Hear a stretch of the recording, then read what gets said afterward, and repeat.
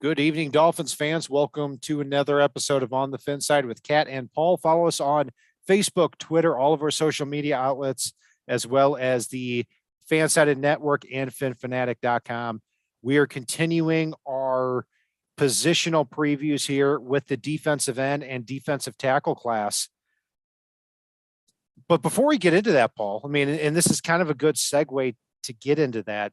The Dolphins brought in Melvin Ingram for a visit. They brought him in several times last year. And, this is quite an interesting situation here because he would be a really good backup defensive end edge player behind Emmanuel Ogbah and Jalen Phillips. You look at him last year. He played for the Chiefs. He played for the Steelers. Not sure why the Steelers cut him midseason. But as far as qualifying edge players, out of 121 players, he ranked 13th by PFF. So looking at that, he's 33 years old. He probably would only require a 1 year, $4 million contract, something like that. So when you think about it, if the Dolphins are trying to move all their chips to the front of the table this year, probably worth it, and also probably shows the depth that the Dolphins are looking for at defensive end.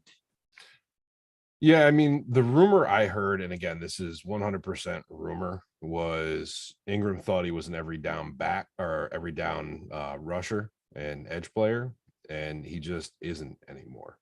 He's very, very good, but I don't see him being the every down guy. And if that's something he truly does still think, or if there's any truth to that rumor,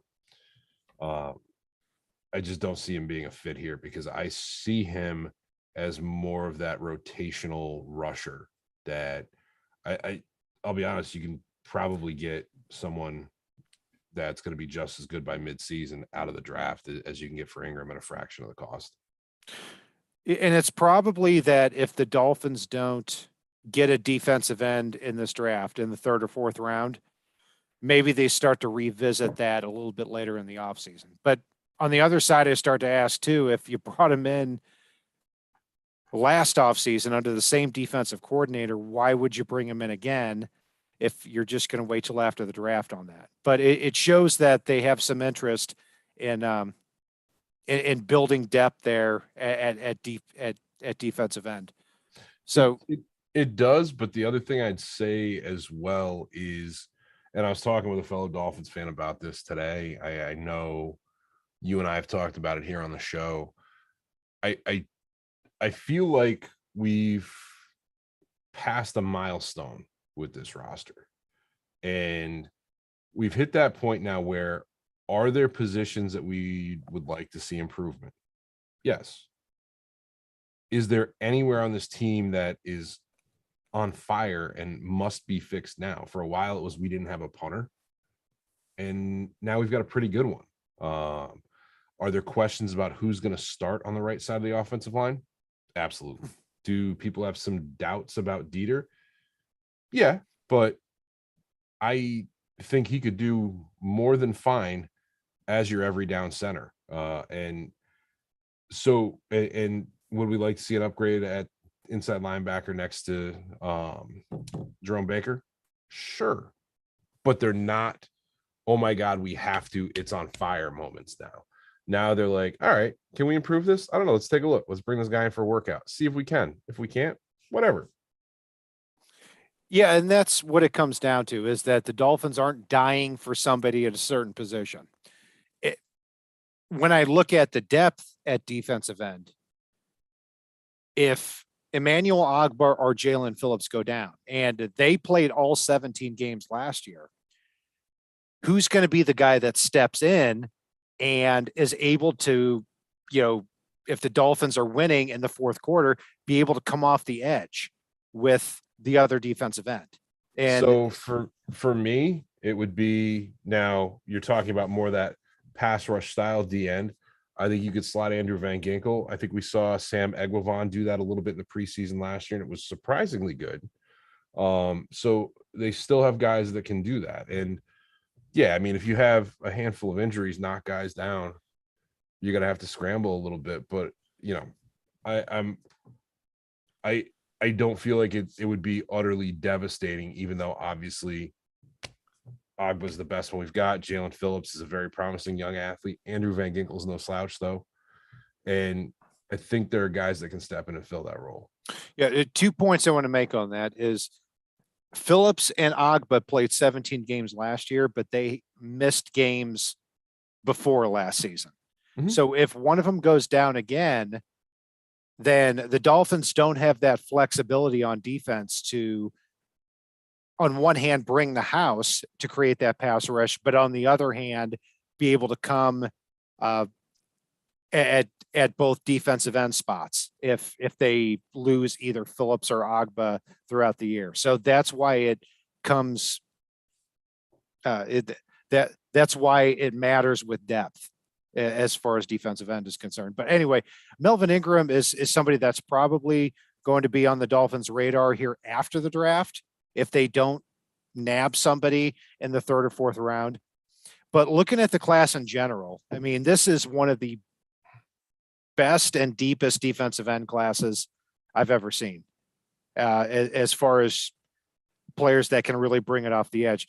I combine every year, and you can go to my my Twitter feed at Brian Cat NFL and see this, that I combine and do a consensus board really here in April several times. And one of them is over the last week, I've combined several of the big boards from ESPN, PFF, and Daniel Jeremiah, and 8 different top 50 boards. And what came away from that is 4 of the top 12 players in this draft are defensive ends, and 8 of the top 35 are defensive ends. It's a very, very thick class, but it's also very, very deep heading in to the third or fourth rounds where the Dolphins are projected to pick. It is, and I think it shows some depth even further down as you go along. Like one guy would be John Paschal out of I'm blanking off the top of my head because I didn't plan to jump Kentucky. right Josh Paschal from Kentucky, one of my faves.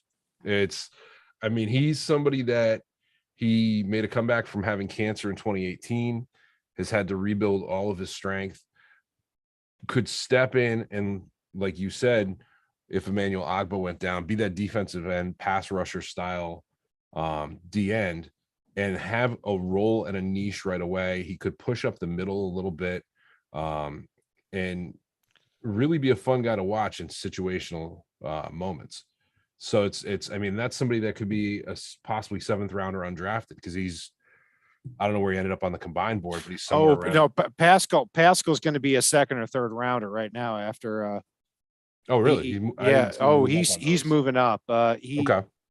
Well, I hate when I find sleepers and they jump into the 2nd and I didn't realize. Yeah. He had a really good combine, and he's been moving up and up, and he's a violent defensive end type. 15 tackles for loss last year, 5 sacks, somebody who gets in the backfield consistently. And actually, Lance Zierlein compared him to Emmanuel Ogba in his rankings. And one I really liked from PFF was a poor man's Brandon Graham. And he's somebody that should go in that 2nd, 3rd round area. And if he falls to 102, I think the Dolphins would be really fortunate and lucky to get him. Somebody else, Cameron Thomas, that we talked about earlier. Yep. Off the air, we talked about him. One of my favorites as well. I mean, what I like about him is that he played that 4-3 defensive end role at San Diego State. He lines up wide, but he pushes his way inside to the quarterback, and he keeps his feet moving all the time. I mean, and when you look at his stats from this past year, I mean, over 20 tackles for loss and double-digit sacks as well. He is somebody that at 102, he is 2nd on my board right now of realistic guys that are possibly going to be available. So Yeah, I mean, it is a very, very deep class. But at the top, Aiden Hutchinson, Kayvon Thibodeau, Trayvon Walker. And Trayvon Walker right now is starting to get steam as the number one overall pick for the Jacksonville Jaguars. And I find that quite insane because I think Aiden Hutchinson is the best player in the draft for me. He is, but not long ago we were talking about Kayvon Thibodeau being the best player in the draft, and it's a bit of a pick your poison. I mean, regardless, Trayvon Walker is a top 12 player. The interesting thing for me, and this is something I was thinking about a lot, because, and I know I'm going to jump a little bit to our defensive tackle class when I say this, but it's something that I firmly believe in, and we've talked about briefly on the show before. One guy that's a top 15 talent on a lot of boards and top 10 on a lot of boards, and is a top 5 talent to me, is interior lineman Jordan Davis out of Georgia. There's a lot I've seen with him that I like, and the more of his tape I watched, the more he was fighting through double and triple teams every play, which, let's face it, that's going to wear you down a little bit. So I think that plays into something we've talked about on here. But when you get down to the athleticism and skill set, if I could see Jordan Davis in one-on-one or maybe the occasional double team matchups, I think he's somebody that's going to have a little more stamina, and you get him with these NFL strength and conditioning guys, you're going to see his stamina go up. But what you can't coach is those 10-yard splits. And his 10-yard split, I don't have the number right in front of me here, was better than Joey Bosa as far as that goes. And I see a guy that was utilized in the middle of that defense a lot. And yes, they moved their defensive line, but he was taking on triple teams, which opens up everyone around you. And for offenses to dedicate 3 blockers on a lot of plays to somebody on a defense that has, I think we've got 4 or 5 first rounders and a first rounder next year on that Georgia defense, which is insane. That speaks volumes, and I think it helps open some of these guys up, which is where Trayvon Walker is a tremendous talent, but he's probably not going to be in a situation in the NFL where they're dedicating 3/5 of their offensive line to one player. Yeah, and that may be true. The reality of what's going on out there too is that Trayvon Walker is going to be a top 3 pick. I mean, plain and simple. I mean, we can have our own opinions on top 5. Top 5 to be safe. Yeah. In fact, I'll even extend the leash to top 6. Okay, yeah, because I literally have it written in concrete that the Jets are taking Sauce Gardner at 4.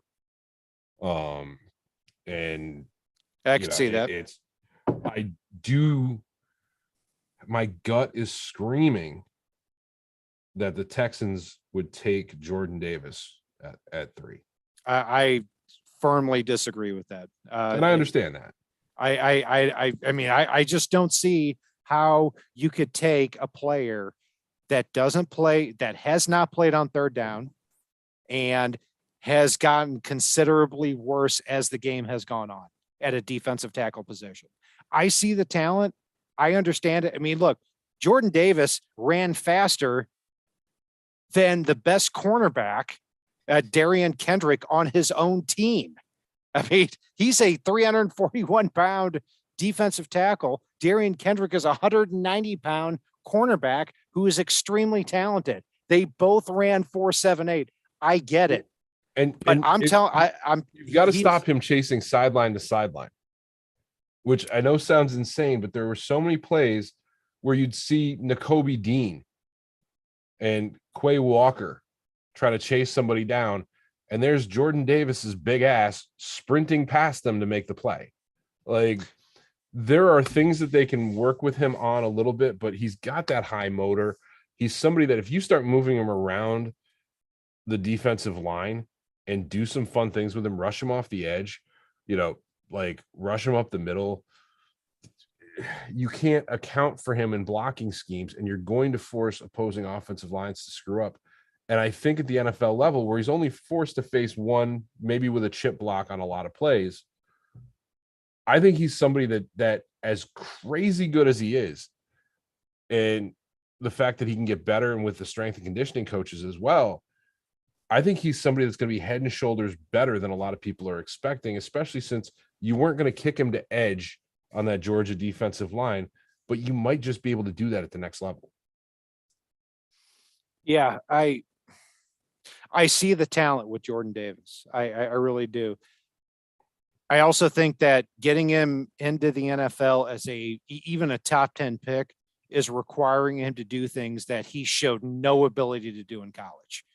I would take that risk and tie myself to it and be ready to just stand up and basically say, we've got to remember Lovie Smith is also his own defensive coordinator, and blanking on the name, they just brought him over from the Bills, but he's Lovie's right-hand man out there. Jacques Cesser is Lovie's right-hand man as their head defensive line coach on a defensive front that needs a rework and needs an identity and a personality right smack dab up there after JJ Watt left after a decade, and they're almost listless at times along that defensive front. And I expect them with 2 early picks to invest very heavily in that front 7, if not the front 4. I do too. I just don't expect it to be at the defensive tackle spot. I mean, but the Texans have done worse things than that. I mean, I mean,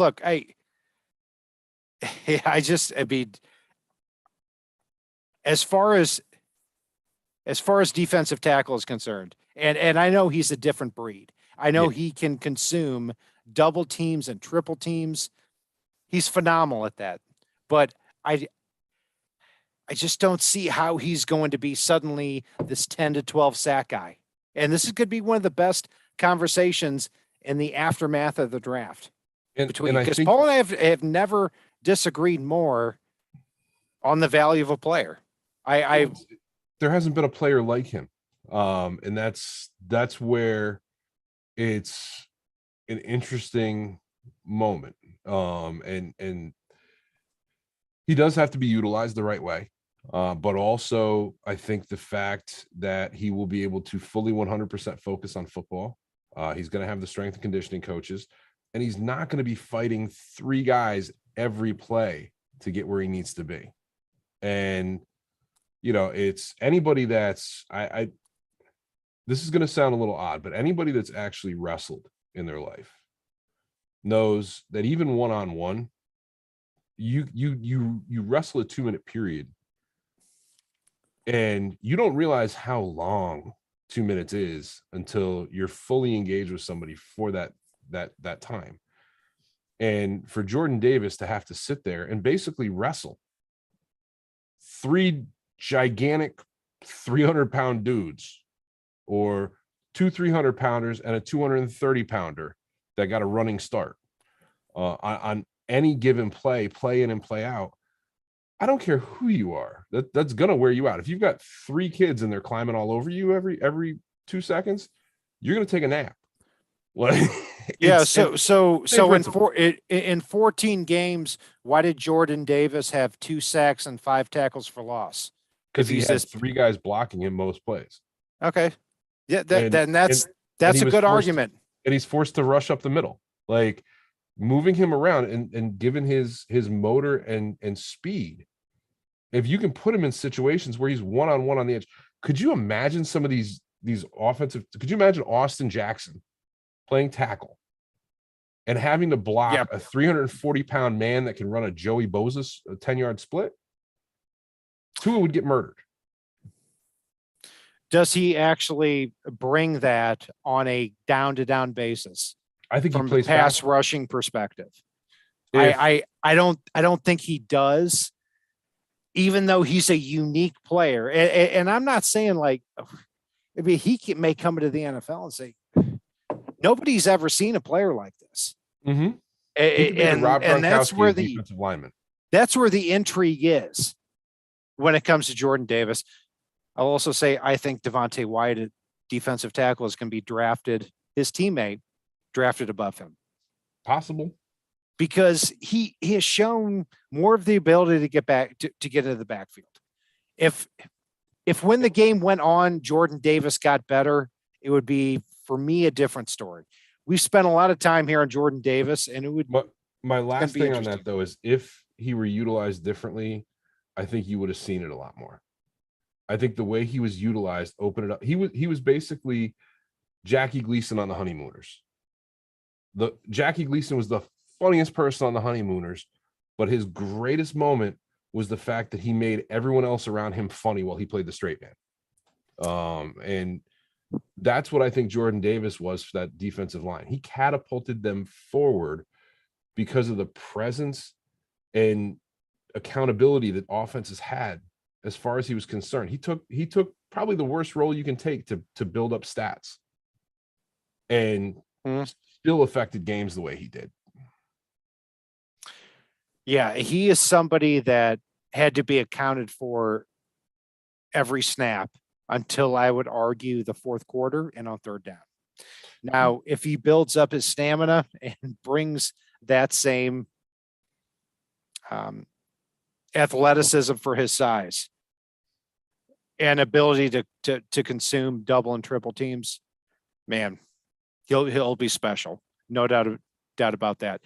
So when we look at the top of the draft, I mean, really the draft overall, as far as defensive ends and edge rushers are concerned. One question I have for you, Paul, is who is one player that you value more than other people do, and one player that you value less? I mean, I thought Josh Pascal was going to be my guy, but apparently people caught on to him. I mean, Jermaine Johnson out of Florida, though, is another one. I know he's a second or third rounder, but again, Jermaine Johnson? Yeah. Jermaine Johnson's going to be he's a consensus 12th Has overall he moved into pick. the first round now? Jesus Christ. I got to update my list. Yeah, you definitely do, because he's projected to be a top 10 pick. People keep stealing all my damn sleepers. And like, this is the worst part. These guys move up throughout the damn off season. Yeah, they do. So. All right, do yours and I'll come back to it. But I know Boye Mafe's moving up draft boards. Somebody I've been talking about for a while. Yeah, you go first. Yeah, so you mentioned Boye Mafe, and that would be my guy. Because when you look at what he's done here in the postseason, I mean, 42-inch vertical leap in the combine. And what I like about him the most is the twitch that he has. And when he went to Senior Bowl week, he knocked it out of the park. And then when he went to the combine, absolutely knocked it out of the park too. So with that, I think he's somebody that's continuing to move up. I would actually consider him over Jermaine Johnson, who is considered right now a top 10 to top 12 pick. Mm-hmm. And I would too. Somebody that I would put down further on on the consensus board. He is the 54th player, and that's Kingsley Ngaribi from South Carolina. I probably botched that last name there, but I don't see the explosion. I don't see the get off with him. And instead of being a second round pick, I see him more of really a day 3 type of pick. So, yeah. How about you? I'm going to go. You already took Cameron Thomas.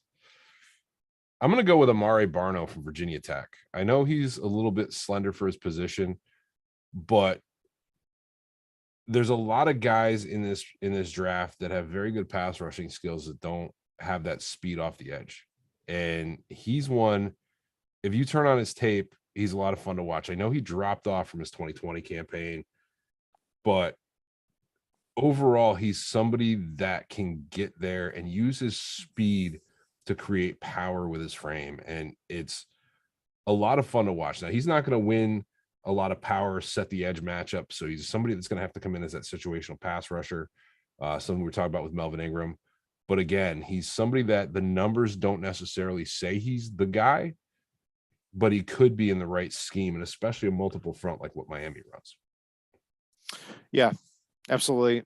So other players here that that have looked at David Ajabo, and he tore his Achilles in the Michigan Pro Day, and what a shame for him because he was projected to be a top 15 to top 20 pick, and he only had 1 year of production there in Michigan. Had 11 sacks. I have some speed to power concerns with him, but other than that, I mean, fantastic athlete. And now that he's projected to be that, second round pick because of the injury, I think he's kind of underrated at this point.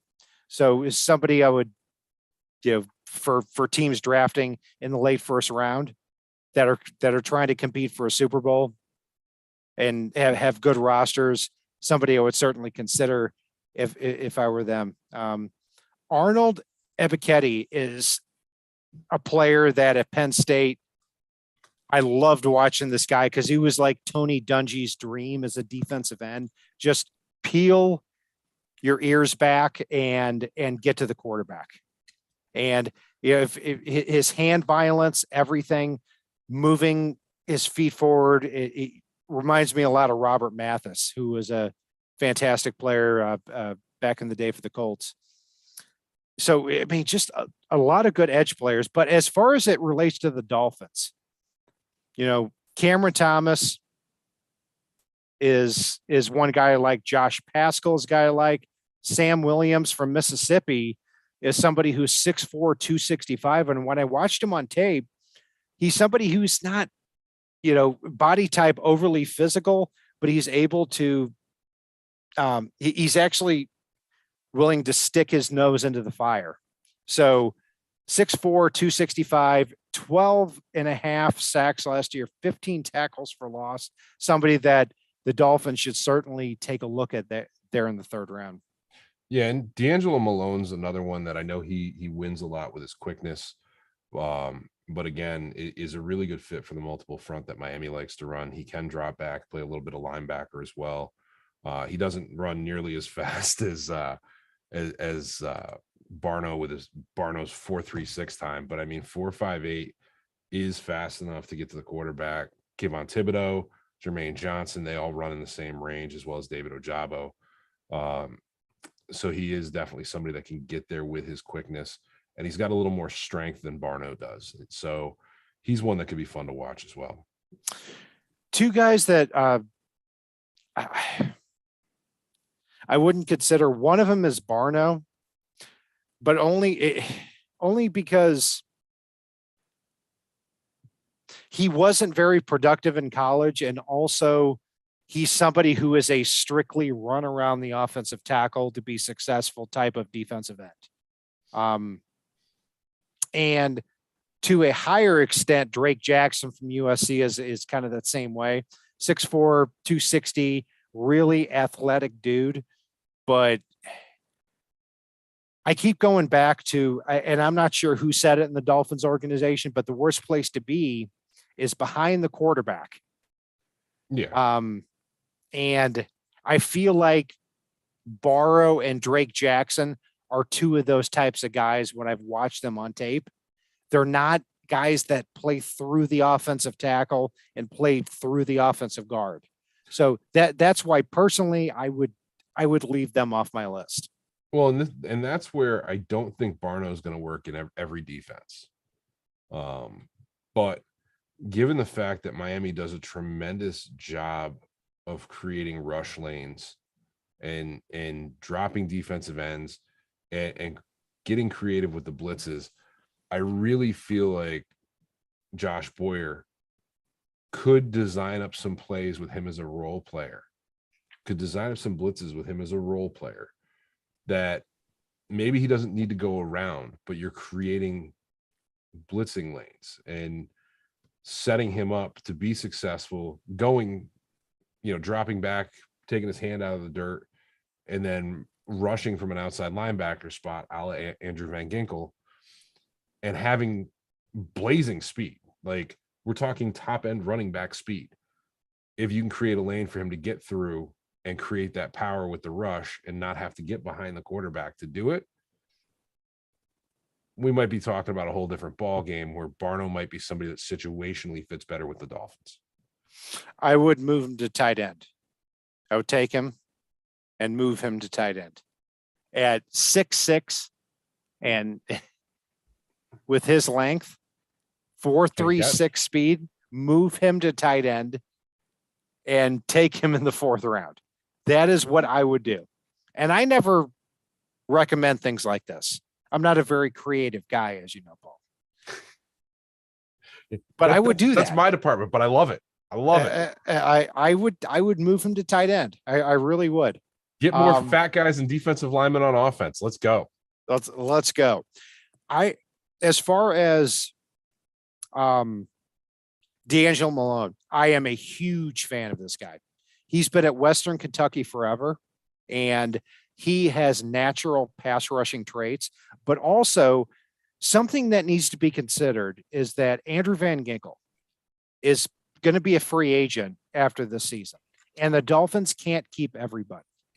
And when I look at players that could replace that joker linebacker position, D'Angelo Malone and Nick Bonito from Oklahoma are two players that make a lot of sense because they have an understanding of timing.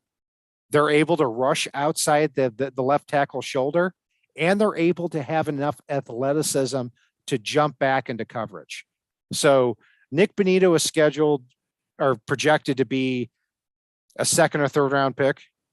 Maybe he falls to the Dolphins at 102. I don't think he would. D'Angelo Malone, because of how long he's been at Western Kentucky, may fall to that spot, and he would be one of my favorite players there. I would love the idea of D'Angelo Malone. I mean, all the reasons you said, all the reasons that I was mentioning before. I'd be cool with Nick Bonito. I'd be all right with Sam Williams, even though, how do I put this? As far as run defense goes, Sam Williams is the Jesse Davis of run defense. I think that's probably the most accurate. You're probably going to get by him in the run game, but if you want to get after the passer, he is very, very good at that. But again, there's a God. This is there are so many edge players, and there are so many defensive tackles I'm unimpressed by, to be honest. And I'm not talking about the top 3 guys who are Jordan Davis, Devontae Wyatt, and Travis Jones. Logan Hall is a defensive end, defensive tackle prospect who is supposed to go firmly above the Dolphins at 102. Impressive dude. I thought Dylan Parham from Memphis got the better of him. And yeah, I see him going somewhere in the 2nd or 3rd round. DeMarvin Leal was projected to be a top 10, top 15 pick, and I never understood it at the time.